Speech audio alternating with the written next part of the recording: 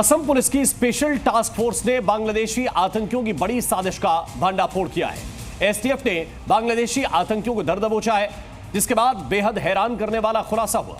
बांग्लादेशी कट्टरपंथियों के हिंदुस्तान के खिलाफ खूंखार प्लान पर जी न्यूज की यह एक्सक्लूसिव रिपोर्ट देखिए। हिंदुस्तान के खिलाफ बांग्लादेश की साजिश, बॉर्डर पार से किसने भेजा साजिश का सामान।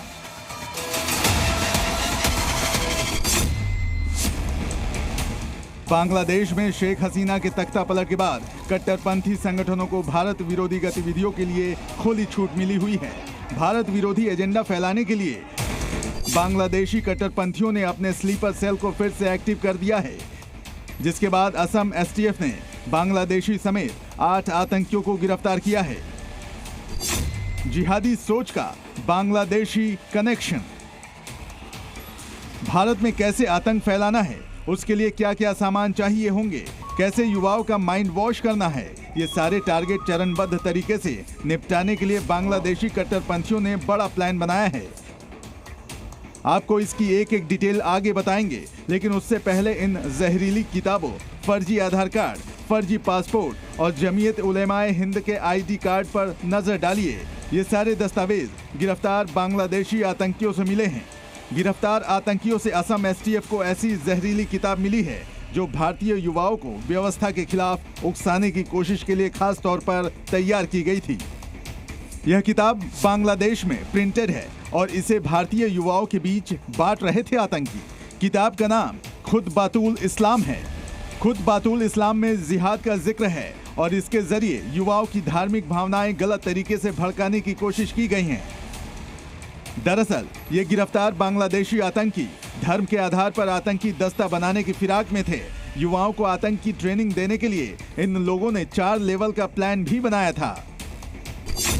मदरसों के शिक्षक को भड़काना, खुद बातुल इस्लाम किताब युवाओं में बांटना, भारतीय युवाओं को सरकार के खिलाफ उकसाना, भारतीय कानून की जगह अपने कानून की कवायद। अब आतंकियों के प्लान का दूसरा हिस्सा भी समझ लीजिए। दूसरा चरण, इमामों को जिहाद की ट्रेनिंग।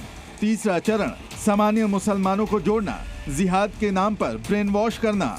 चौथा चरण, हथियारों की ट्रेनिंग देना, फिदायीन बनने की ट्रेनिंग।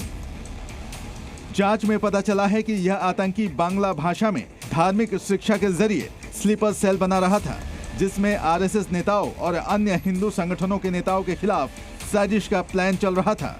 क्योंकि उर्दू का प्रचलन पूर्वी भारत में कम है, इसीलिए बांग्लादेश में बैठे आतंकी संगठन बांग्ला भाषा का सहारा लेकर भारत के खिलाफ आतंकी साजिश रच रहे हैं। सुरक्षा एजेंसियां ये भी जांच कर रही हैं कि इस मॉड्यूल ने अब तक कितने स्लीपर सेल तैनात किए हैं। All 8 arrested accused were produced before the court yesterday, and they have been remanded in 10 days police custody. We also seized 4 pen drives and other incriminating documents, which we are analyzing, and more importantly, we arrested a Bangladesh national.